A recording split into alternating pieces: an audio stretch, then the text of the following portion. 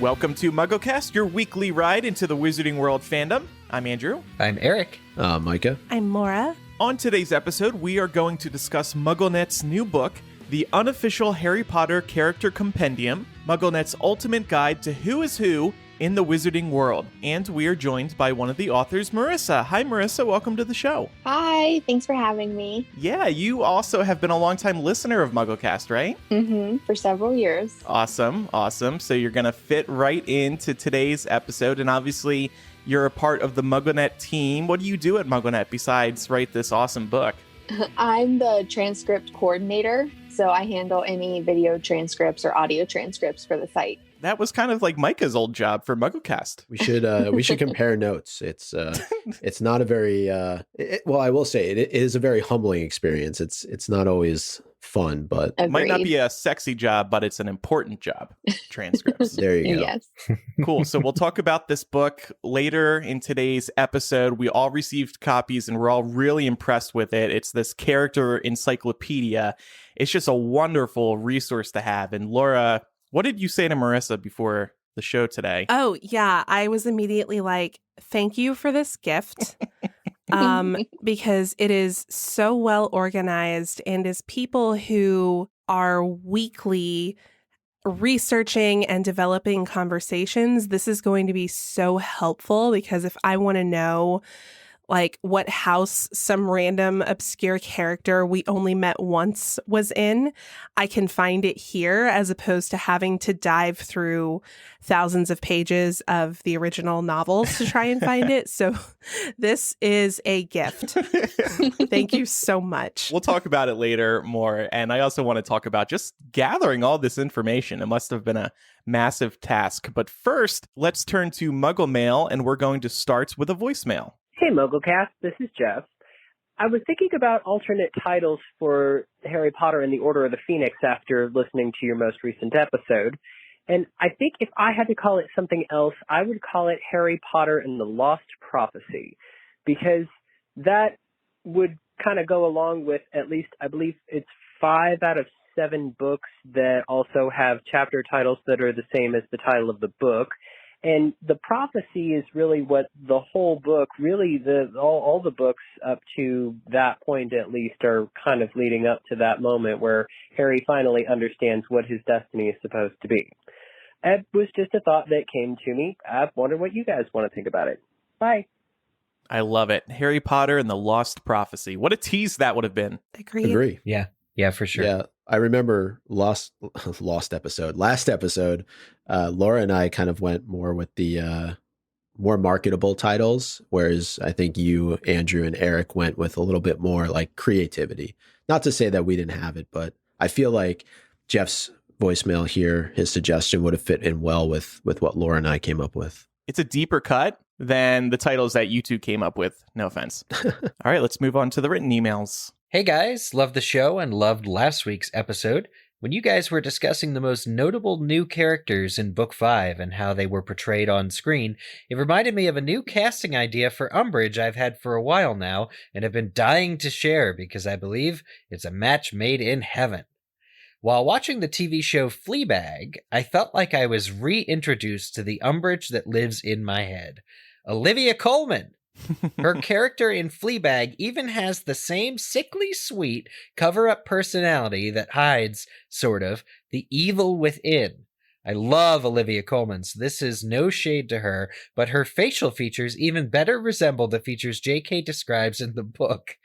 Please tell me I was not the only one who was thinking this while watching Fleabag. By the way, it's a great show, and I highly recommend. Anyway, that's my 2 cents on that. And no shade to Imelda Staunton either, she was incredible, but I'd love to see what Olivia Colman could bring to the role one day in that inevitable TV reboot we're all waiting for.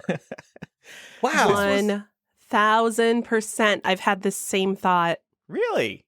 Mm-hmm. While watching Fleabag or just other No, Olivia actually, when I watched the 3rd season of The Crown, Okay. because she plays the queen Mm-hmm. in the 3rd and 4th seasons. Yeah, she's just so skilled that I think she could pull it off. But she's also a bit of a chameleon. I mean, if you see her in The Crown versus, Fleabag, she looks like it's like a 20-year difference. So they are like, she is just able to be transformed into whatever character. And I think that she would absolutely have the Umbridge personality down. It's funny because I know her from Broadchurch, and she's not like Umbridge at all in that show. Right. Oh, right. yeah. She was in Broadchurch. Yep. She's Ellie Miller.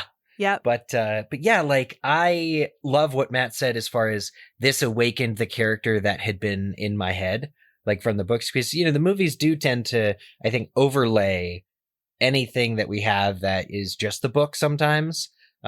Especially in discussion. This happens to me with MuggleCast, you know, like I'm like always thinking of the movie actor, but really it's the book character. So I like that, the way he put that.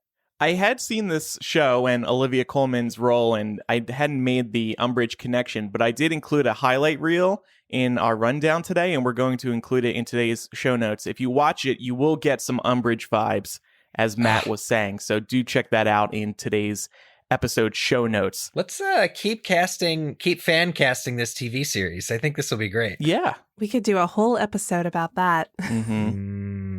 All right. Next one comes from Sam. Sam says, I wanted to share that I had to laugh when you all said that Umbridge makes you want to punch a pillow. I have a vivid memory of doing just that. It was my second or third read through. I was in bed and just finished the chapter where she banned Harry and the twins from playing Quidditch. As I put the book down to go to sleep, I was so mad I couldn't help but give my pillow a few punches in frustration. Glad to hear I wasn't alone with that feeling. Hope you're all doing well and staying healthy. We hope you are too, Sam. I think what this means is we need to create Umbridge pillows and sell them on Etsy or something. And then we can all punch Umbridge. Somebody work on that. I did the shirts already this year. Yeah. Somebody else could do this. That's a great idea. Next year's Patreon gift, an Umbridge pillow.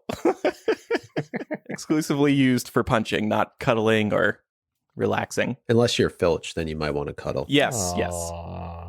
Next email comes from David, who says, in the previous podcast, you were wondering what happened to Umbridge and if she was still working at the ministry under Scrimgeour. There is a mention of her in chapter 16, A Frosty Christmas of Half-Blood Prince. When Harry is talking with Scrimgeour in the Weasley garden, he says, if you were to be seen popping in and out of the ministry from time to time, for instance, that would give the right impression. And of course, while you were there, you would have ample opportunity to speak to Gawain Robards, my successor as head of the Auror office. Dolores Umbridge has told me that you cherish an ambition to become an Auror. Well, that could be arranged very easily. Harry felt anger bubbling in the pit of his stomach, so Dolores Umbridge was still at the ministry. Okay, good catch. Yeah. Great catch. And apparently she's giving recos for Harry to become an Auror. Who knew? I think it was more like she was being insulting about it, but Scrimgeour hearing that info was like, oh, I can make this my advantage. Okay, thank you to everybody who wrote in. We appreciate and love receiving all of this feedback. Before we discuss MuggleNet's new book with Marissa, I want to talk about a wand for your mouth. Chances are your wand needs some updating because 75% of Muggles use old, worn-out bristles that are ineffective, and even more people forget to floss daily. Good health starts with good habits. This week's sponsor, Quip, makes it easy to keep up with healthy habits by delivering all the oral care essentials you need to brush and floss better. That means brushing for 2 minutes twice a day and flossing regularly. Quip helps you do that with their electric brush, which has sensitive sonic vibrations with a built-in timer and 30-second pulses to guide you through a full and even clean. I love the Quip because it's lightweight, it's quiet, and it's thinner than other electric toothbrushes. It gives you the best brushing experience. Dentists strongly recommend brushing for 2 full minutes, and they also recommend electric toothbrushes. And you know it's true. Micah, you went to a dentist this morning, right? I did. Did they tell you to brush for 2 full minutes? They did. And they also told me I brush too hard. So a Quip would be a really great thing for me to be able to use based on everything you just said. Yes, it is a soft brush. I've been a user of electric toothbrushes for a decade now, and my dentist is always happy with my work, which is always a huge relief because I don't like the dentist. And that's why you got to try Quip. Quip brush heads, toothpaste, and floss refills are automatically delivered on a dentist-recommended schedule every 3 months for just $5 each. It's a friendly reminder when it's time for a refresh and to stay committed to your oral health. And shipping is free. Join over 3 million healthy mouths and get Quip today starting at $25. And if you go to getquip.com/muggle right now, you will get your first refill free. That's your first refill free at getquip.com/muggle. Spelled get, QUIP.com/muggle, MUGGLE. Quip is the Good Habits Company and my favorite real-world wand. Okay, so Marissa, let's turn our attention to you and this new book, the Unofficial Harry Potter Character Compendium, MuggleNet's ultimate guide to who's who in the wizarding world. First of all, tell us about this book. How did you guys get the idea to create it? And just tell us what listeners and readers can find in it. Well, I personally wasn't part of the idea conception or anything like that, but I do know it has to do with MuggleNet becoming an independent brand.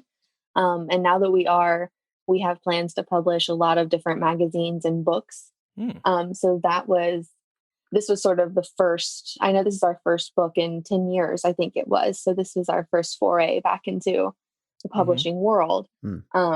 And so when they contacted us about writing it, they were like, we want to create a book that has all the information anyone would ever need about every single character, down to the ones that are even barely mentioned in passing, that don't even get full sentences.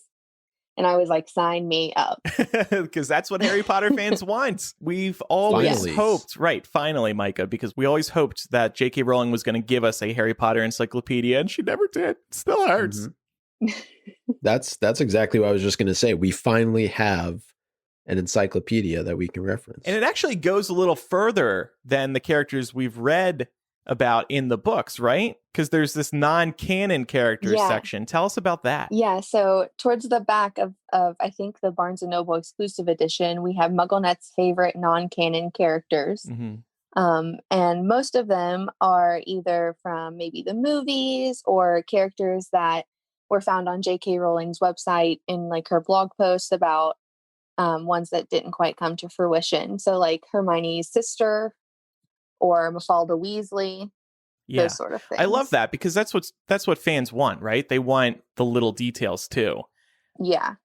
Now, I know on this panel here, there was some debate about calling these characters canon or not. Marissa, you actually feel that some of these characters should be considered canon, right? Yeah, but I recognize I have a pretty controversial opinion of what canon and non-canon is considered. So for example, I'm obsessed with Cursed Child, and to me that is canon, which I know is very controversial. So, well, thank you for coming on the show today, Marissa. And there's the door. No, I agree with Marissa because J.K. Rowling said it's canon, and thus it is canon. Period. Oh, I don't wanna. I don't want it to be. I respect that. I'm never one to fight about what other. I feel like canon's a very personal thing. So, okay, but yeah. So like Bim.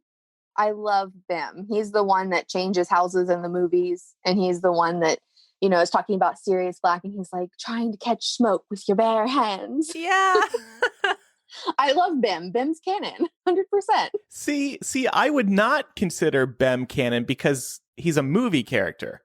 Some of these characters are only movie characters, and for that reason, I feel like they're not canon. There are a couple characters in here that J.K. Rowling has brought up in interviews, and I feel like those characters could be considered canon, like Hermione Granger's younger sister, who was left on the cutting room floor, but she brought that up in 2004.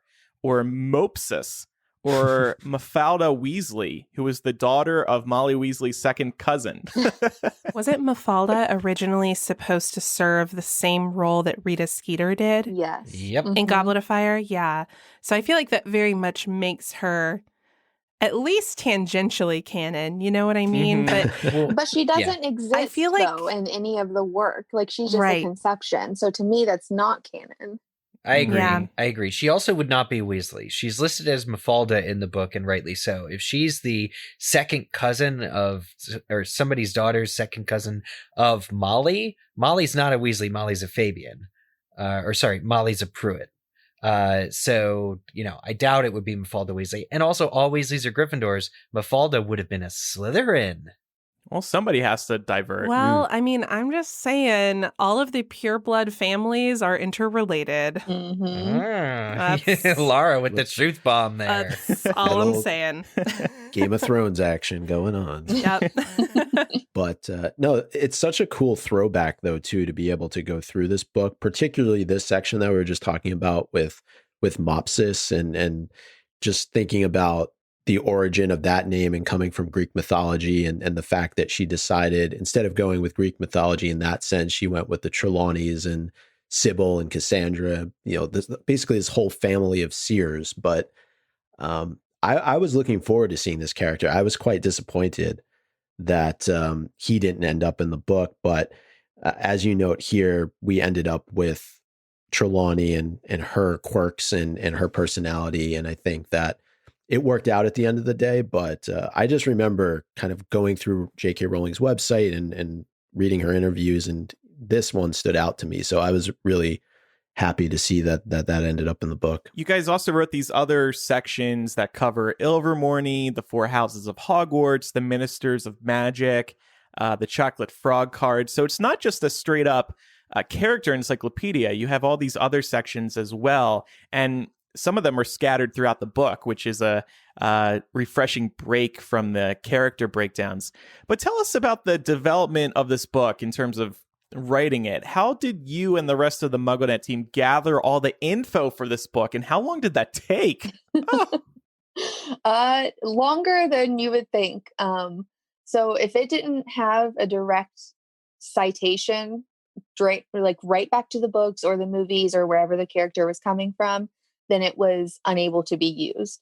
So even though we have this amazing World Wide Web, there's a lot of wiki pages or fan pages out there that just sort of gather educated guesses that the fandom has put together, but there's no actual citation back to a chapter or a scene. So we had to parse through all of that. And if it wasn't directly able to be cited, then we didn't want to use it because it wasn't a part of the official world. So you were working off of a master list of characters? Yeah. So the publisher actually put together the list. And before we even started writing, we went through and they had either included ones that later ended up in the non-canon section, or they had forgotten a couple. And so that was also our responsibility, was to make sure the list was whole. Mm-hmm. And who gave the final sign off on a character? Who said, okay, Dobby's good to go? Or some of the other more random characters that pop up? So we did as a group. So the co-authors, as well as Felicia Grady and Kat Miller, we all had this chat together, and we would share documents, and everybody would go through and be like, yep, that one's good to go. That summary is correct, blah, blah, blah. And so we all held each other accountable for those things. Yeah, it sounds like it was a great system. Yeah, I'm really lucky in that everybody I got to work with was not just a good teammate, but really knowledgeable about Harry Potter, because it's been a while since I did a read-through. And there were some things where I was completely embarrassed. I was like, oh, that is not how I remember it. Sounds like this was also incredibly efficient because you all moved pretty quickly, right? Yeah. We signed on in September of last year and started in early October. And then they really wanted it done by the holidays, but that just ended up not happening because we added so many characters to the main list, and we have over 700. So we actually ended up finishing around the first of the year. Wow. Yeah. And when you all get the book at home, you're going to see why we're saying wow right now, because it is extensive. The big question that I had was the typesetting of this book is actually just really beautiful. The way it's arranged, especially for the special segments, but even in the regular segments with the use of various fonts and backgrounds and stuff. So who was responsible for that? So the publisher did that. They Wow. apparently had this plan from the beginning because we had these set word counts that we had to work with so that they could make these layouts and spreads look really nice. And I think it's worth it because when we got those first proofs and we saw just even the detailing on the page, let alone the way the summaries were set up, I was blown away. I think we all were to see it. And so it's even more beautiful as a physical copy now that it's finished. Yeah. They used Ravenclaw colors, I see. Yes, as a mostly blue and Ravenclaw, whites. I'm very happy about that. Me too. There's a Wizarding World type of feel to it. Now that you've studied all of these characters closely and you gathered all this information on these characters, who is the most interesting Harry Potter character in your eyes based on your research? Oh gosh. I mean, even though I knew, because this is a question everybody always asks, but it's really hard because interesting to me is always equated with who is my personal favorite, but I don't think that always really is actually who's interesting. So with this book, and there's over 700 characters in there, so there were some that I had literally never heard of before, or I had only heard of them once, so I'd forgotten about them, like Gertie Kettle. She was the witch who watched her neighbors out the window, and the neighbors were playing like the earliest form of Quidditch, and she wrote all that down. Oh my gosh. Like, who is Gertie? Like, what? And so I I thought that was one of the most, like, she was really interesting. And then Agatha Timms, she owns an eel farm, and in Goblet of Fire, she bets half of her shares that the World Cup will go on for a week. Like, Wow. excuse me, Agatha, I think you need some help with your gambling addiction. Oh, man. Those poor She eels. should. That's almost as reckless a bet as Fred and George's, which turns out to be true. Mhm. I still want to know how they did that. Time travel for sure. This question is a little bit along these lines, but is there anything that you were just really surprised to learn about a character that you just didn't like? It can even be a popular character. Like, oh, I just had no clue that was true about that person. Once you know and have been in the fandom, it's like you know those things, but it gets kind of pushed back to the back of your mind and your conscience. So as I was looking through, like I'm pretty sure I wrote Snape. I'm almost 100% sure I wrote Snape's bio, and I forget how kind of tragic his backstory is a lot of the time. Yeah. And while I was like reading it and writing it, I was like, no, you can't feel bad for him. He's a terrible person. Like, why are you getting weepy over Snape? So I just get, it's like you don't remember the nuances of especially the adult characters because you don't grow up with them. Yeah, and Right. Speaking of Snape, I think this was also eye-opening for you in terms of the bigger backstories for some of the characters. Yeah, especially McGonagall. So she's my favorite. I always said when I grow up, I want to be the perfect mixture between McGonagall and Molly Weasley. And Aw. and I love Minerva McGonagall. So when I was reading her backstory, it's just the same with Snape, but I didn't feel bad about being weepy over McGonagall because she is, I mean, as I wrote in the book, she's the true hero of the Harry Potter saga. So I was just checking to make sure that you wrote that because I was flipping through and it was like, Marissa better have written that section if she was the one that definitely did. feels this Yeah. strongly about McGonagall. Yeah. So this was another cool section of the book. At the end, you have this section called The Real Heroes of the Harry Potter series. And like we just said, you wrote about McGonagall. Why did you write about McGonagall? Why did you choose her? I think that it's kind of a no-brainer because she has all of the qualities that make her a hero by the classical nature, by all like literary terms. She is a hero, but none of those qualities negate the other characters' journeys, and they don't come at the cost of anything. So I wrote like this. I've been quoting this to everybody who listened to me, but I wrote this section that that says, while her hero-esque qualities and achievements do contribute to her classification as a hero, it is what these qualities do not do in spite of the circumstances of the plot that make her more. Her bravery does not make her reckless, Her intelligence does not make her arrogant. Her compassion does not make her gullible. Her past does not make her conflicted or weak. Mm. And I think that Yeah, that's sums it great. up. Ooh. Yep. I also like, since we're talking about this, the real heroes of HP segment, I like what Richard wrote about Neville, which I summed up, or I found this very succinct portion of it. Not all of us can be Harry Potter, but we can all be Neville simply by fighting for the ideals Harry represents. Mm-hmm. And I like that one a lot too. And McGonagall falls into that category as well. She fights for the same thing and she's on Harry's team. Yeah. Mm. And I feel like those qualities are so emblematic of this fandom too. Yeah. Mhm. Yeah. Because, you know, this is a pretty like progressive fandom, and we, you know, as a fandom, we all tend to rally around each other. So I love seeing that reflected here. Yeah. Definitely.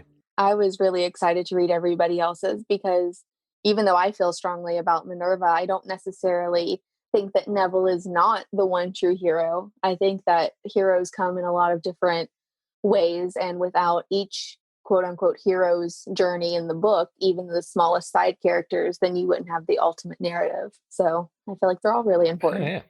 Yeah. I don't think I ever even thought about it in that capacity until I looked through this section, like just reading about a character like Narcissa Malfoy, who doesn't get a lot of page time throughout the series, but yet, you know, Chelsea does a really good job laying out why she is the real heroine of the Harry Potter series. And, you know, the others like Dobby, Fred and George. It's just really cool reading through all these other perspectives that I otherwise wouldn't have thought about. But Andrew, this sounds like a great idea for an episode in the future. I don't know if you agree.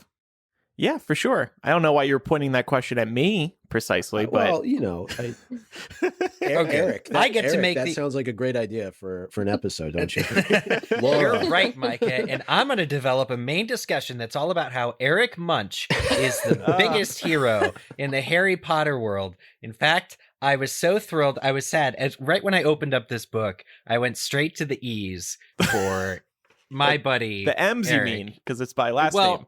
I forgot that even in Order of the Phoenix, so later, so when Harry goes to the Ministry, the wand wearer, Mr. Weasley says, "Thank you, Eric," and walk away. I forgot he was later mentioned in the paper and given a last name when he arrests Sturgis Podmore. So I was looking under the E's. I was very upset. I'm like, oh my God, I'm going to give Marissa such crap because like I know a character that's totally mentioned by name in a book and is not in here. But then I looked again and I was like, oh wait, it's under the M's. Okay, great. Thank Wow, God. and So, I'm looking over Eric's shoulder now, and he drew hearts around Eric Munch's name. That's I love. know. I know.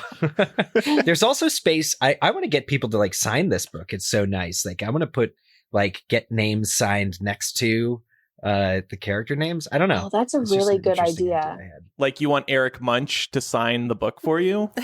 Yeah, whoever played Eric Munch in the deleted scene of Order of the Okay. Phoenix. I'm going to track him down on I thought you Cameo. meant maybe the authors of the book could sign it for you, but no, Eric wants the fictional Marissa. characters. Next time I see you at a convention or a MuggleNet meeting, please sign my book.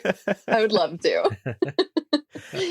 One side question I have for you is because you do love McGonagall so much, do you have any thoughts about her role in Fantastic Beasts? Do you think we're going to see more of her in the film series, or? I mean, of course, I always hope we do. But I don't, I just think that there's so much in that series that there's so little time for those side moments. So I think realistically, if we do see her again, it's going to be in the same capacity that we sort of already have, where she's just sort of like running down the hall, or like we pass by the door and she's in there teaching or something of that nature.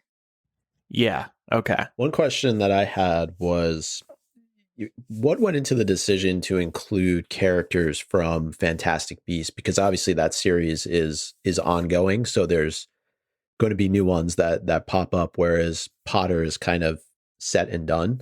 Did you have a lot of discussion about why to include Fantastic Beasts? I think that decision probably happened somewhere above my head.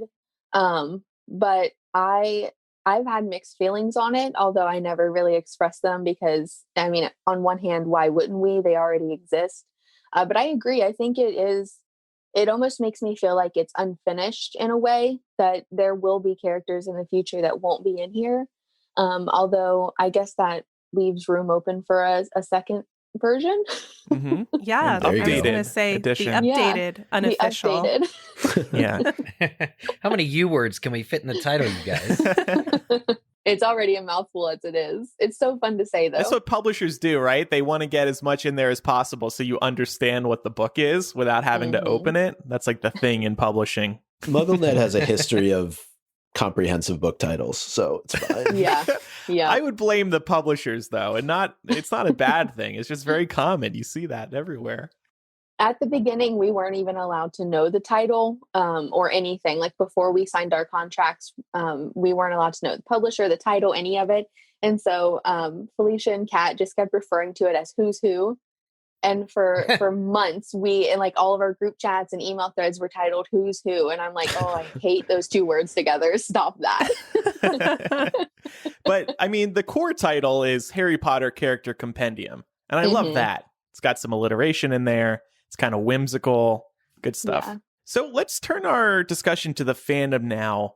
What were some of your favorite moments in fandom? Because I take it you've been involved in the Harry Potter fandom for a really long time. Yeah, it doesn't feel as long. I always get sort of jealous or maybe secondhand envy from knowing that I didn't grow up in the fandom because I was born in 95.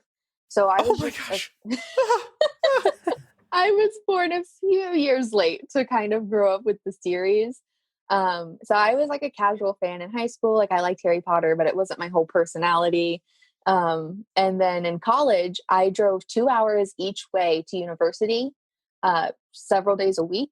So I listened to the audiobooks on repeat. I listened to MuggleCast and a bunch of MuggleNet's podcasts like Aloha Mora. And then when Fantastic Beasts came out, I listened to Speak Beastie and those things. So I was listening to the podcast. I was reading the books, but I was still sort of casual. When Cursed Child came out, I was like, this is my chance.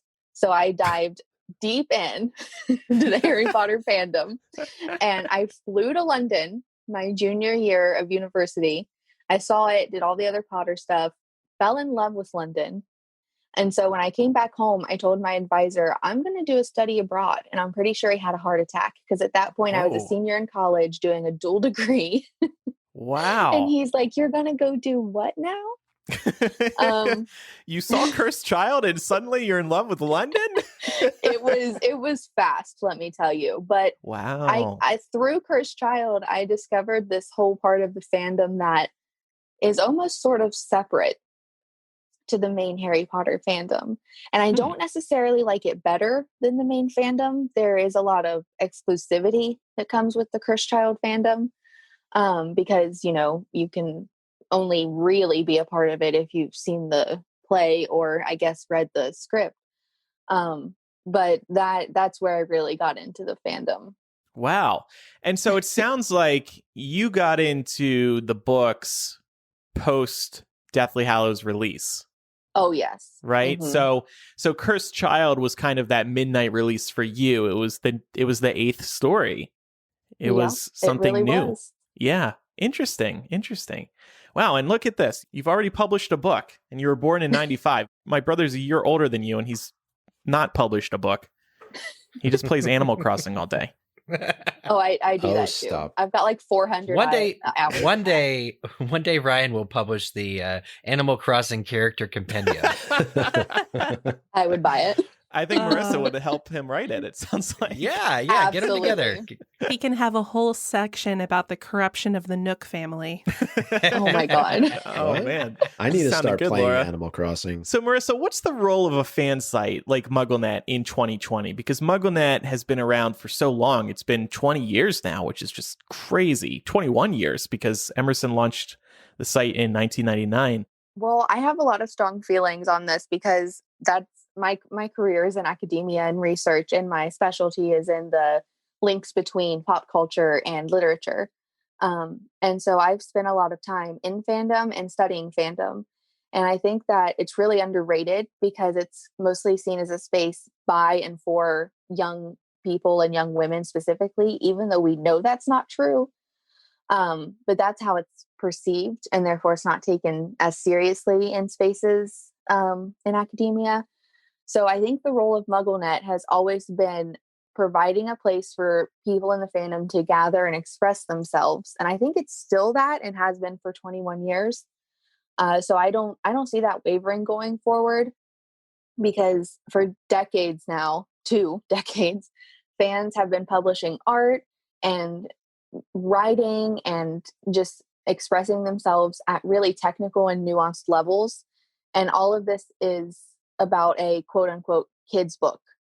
So if this is a platform where people can continue to make that content, I think that MuggleNet is going to continue, and all the other fan sites as well, they're going to continue to facilitate some amazing, evolved cultural waves. It's interesting because when fan sites launched in 99 in the early 2000s, there was no social media.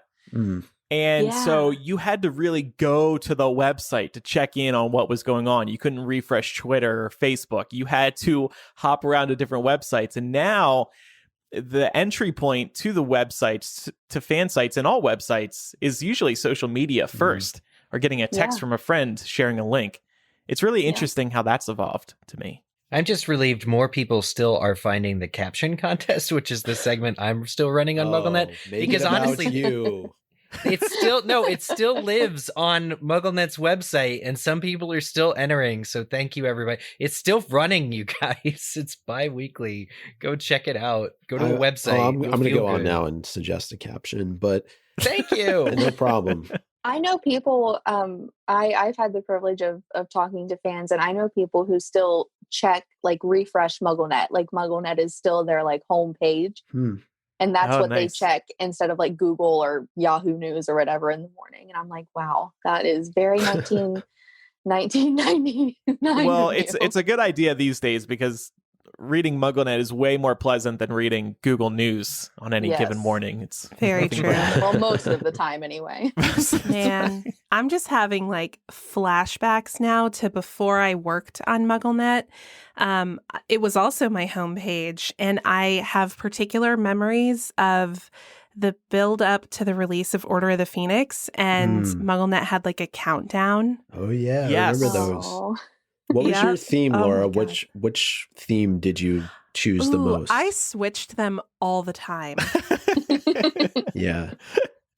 On Tuesdays, she switched to the Ron theme. On Wednesday, it was back to the default theme. Harry. Thursday, the Ron theme. Friday, always the Ron theme. I'm trying to remember. I think I really liked the Half-Blood Prince one with what was his name?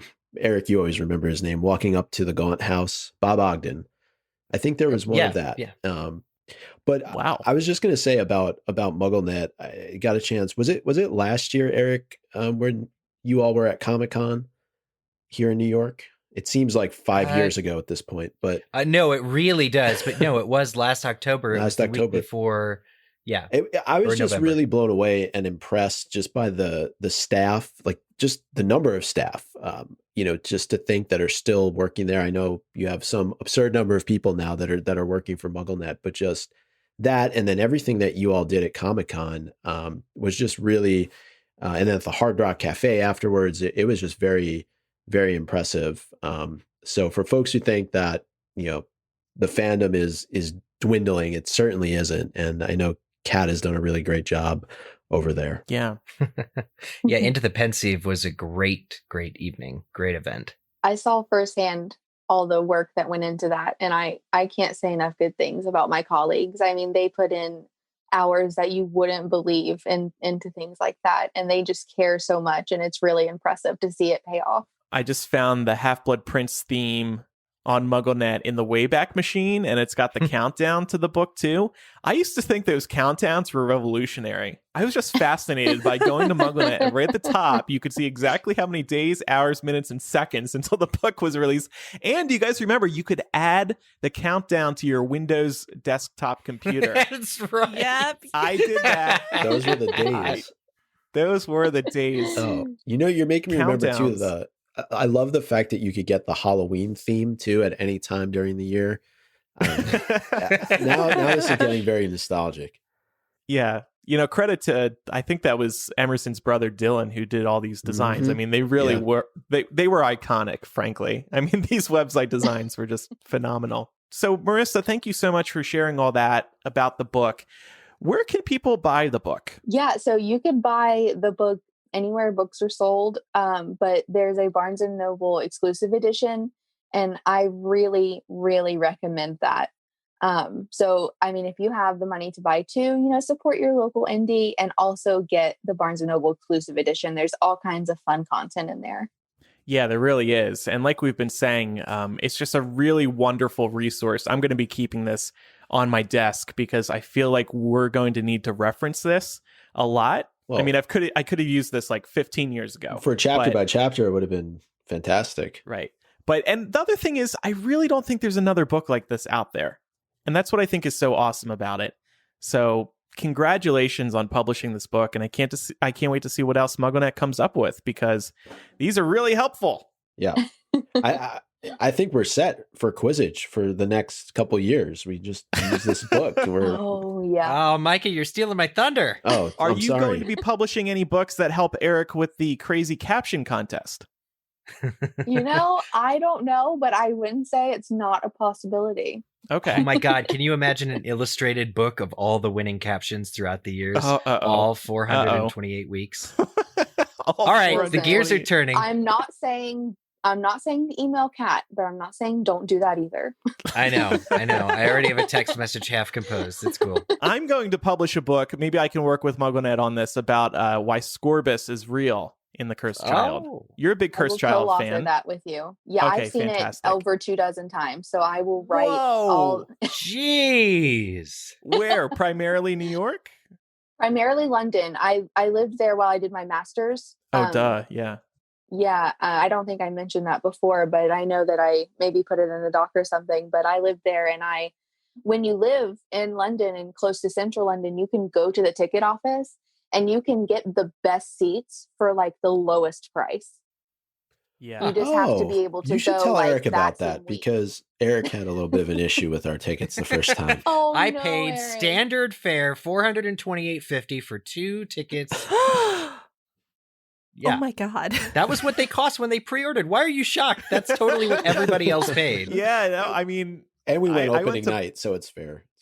We did go open, Yeah. but that was totally the pre-order fare on the website Yeah. where you'd wait for 10 hours for a number to get in line, to then show up at the right time, to then get in queue, to then get the opportunity to pay the tickets. That was what it costs. oh, yeah. I mean, I have a photo of my ticket, I think, on my Instagram from the very first preview in London. And people were like, you paid that much in the comments. I'm It's like, trying to that's find what it. they cost. Yeah, I mean, for real. And obviously, I wanted to get good seats, and Yeah. Hypable or MuggleCast was probably paying for it. So what do I care? Yeah, Here we go. That's my hot tip for anybody who lives in London. I'm sure it works the same in New York or wherever. When theaters open back up, go to the box office, be prepared to go some night that week. You're going to get the best seats for the lowest price. I paid £450. I hope that's for both parts, not just one part. Oh, man. All right. Okay, so now we're going to play one of our newer segments. We introduced this a couple weeks ago. We called it Guess That Book. But since we were talking about a character compendium today, we're going to do Guess That Character.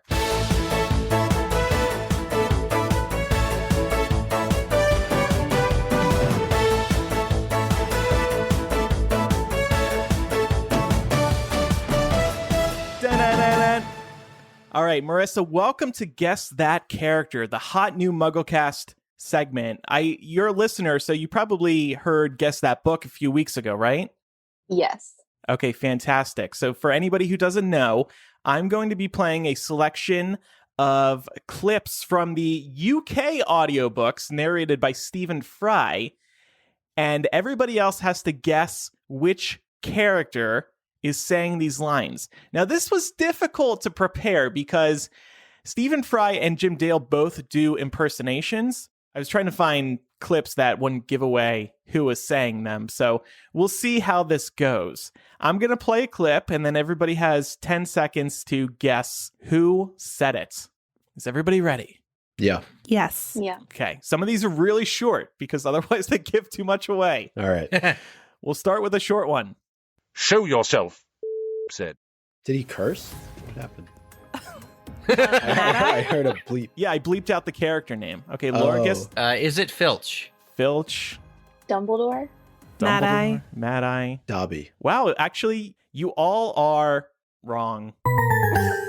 That was Snape speaking to the Marauders map in Prisoner of Azkaban. Oh. Show yourself. Ah. Okay, here's a longer one. Let's see if you can guess this. What you have got to realize, Harry, is that the Death Eaters have got the full might of the Ministry on their side now, said. They've got the power to perform brutal spells without fear of identification or arrest. Guess that character. Lupin? Mr. Arthur? Weasley. Arthur. Yeah. Eric was right.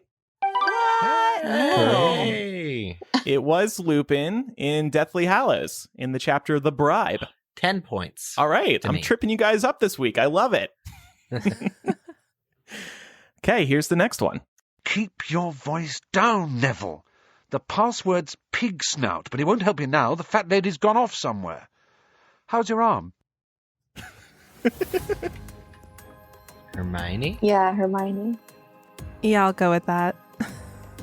I'll go with Harry, just to mix it up. Okay, most got it right. It was Hermione. That's his In Hermione Sorcerer's voice? Stone. Oh, actually, wait, no, wait. I screwed it up. It is Harry. Oh, What?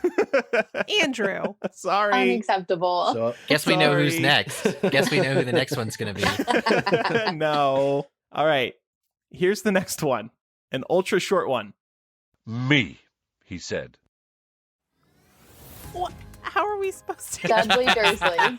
Who would say me? Dudley Me, Dursley. he said. Tom Riddle. Draco. You're going to be mad at yourself. Gilderoy Lockhart. Oh, that was a clever pull. Nice Yes. one. That was a Yeah, really well done. clever pull. I thought there was a bit of a Lockhart tone in there, right? Me, he Me. said. Lockhart. Let me introduce your new defense against the dark arts teacher, me. Yeah, I like it. All right. And the final one. Oh, all right then. Snapped. But I hate talking to you in that cloak. I never know if I'm looking at you or not. Hermione. McGonagall. Cool. Yeah, I'm going to say Hermione. Okay. Yep. It was Hermione. That was going to be the next one I played after the accidental Hermione answer. And I was like, no, of course not. All right. Well, we had some mixed results there. So good job, everybody, for playing Guess That Character. I won't bore you with the song again. Oh, no more Mega Man Oh, I like the music? song. I like the music. All right. Thanks for playing Guess That Character.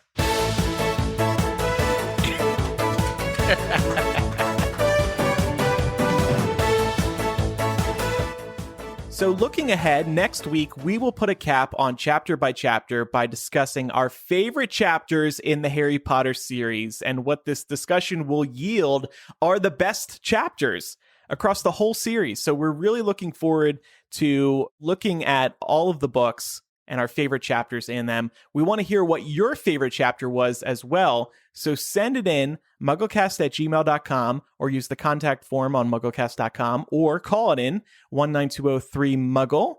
That's 1-920-368-4453, or record a voice memo on your smartphone and send it to MuggleCast@gmail.com. We would love to hear what your favorite chapter across the whole Harry Potter series is. If you do call in your favorite chapter, please do try to keep your message about a minute long and record in a quiet-ish place. We do have a chicken soup today, but before that, it's time for Quizzage. Last week's question, what do Jamie Parker, Jim Dale, and Ivana Lynch all have in common? Micah said he had a hunch last week. Micah, do you want to guess? I would say it has something to do with birthdays. I think I only know because Ivana's is close to mine. That's why that popped up in my head. That is exactly correct. They all have birthdays thank you, Andrew. They all have birthdays this weekend, in fact. This weekend. Wow. Oh. The weekend that they're recording. Yep. So we're recording this on Saturday the 15th. The 14th was Jamie Parker, who played Harry on In Cursed Child, as Marissa knows, having seen it. Jim Dale's is today, that we're recording the 15th. And Ivana Lynch is tomorrow, August 16th. Oh. And on Monday, somebody that is very near and dear to the show, Helen McRory. Wow. Oh, I share a birthday with Narcissa. Wow. Yeah. So Micah also is born on Monday. So Micah, it was a valid comment when you said I should be on this list too, because you absolutely should be. Happy early birthday. Thank buddy, you. by the way. Yeah. Thank you. Yeah, happy birthday, but, Micah. That's very exciting. What are you doing during a pandemic? Well, I'm definitely turning off my work phone. That's step number one. Okay. Getting down to the beach, maybe in the morning before it gets crowded, and just hanging out. Yeah, there's not much to do in a pandemic. Have you heard about this new beach read, the unofficial Harry Potter character compendium? Oh, yeah. Well, maybe I'll have to take an Instagram. And Okay. is that what the kids call it? An Instagram or like IG story or like a reel? Like what the hell are reels now? I don't even know. Well, it's their we know version of how, to TikTok. reveal our Wow. age, Micah. Yeah, Yeah. Mike is revealing just how old he is turning on Monday. I see. Yeah. Well, correct answers for Quizzage were submitted to us over on Twitter by Megan, Radio Free Ryan, Sup Sarah, Sarah aka Weensy, the Queer Cousin, Sarah McConnell, Sarah Paulette Davis, Emily, and Bort Voldemort. Bort. Sorry, what was the last one? Bort Voldemort. Voldemort. Okay. Oh, actually, we did get a few joke answers, though. Emily actually guessed if they were all vegan. I don't actually know that for sure. And Sarah Davis said all three are in this week's Quizzage question. Oh, Well, that's She wasn't right, wrong. actually. she was not wrong. Yeah. I said besides Harry Potter. So, correct. Thank you, everyone, for playing. That was a jokey one. Next week's question comes directly from our source material of this week's discussion.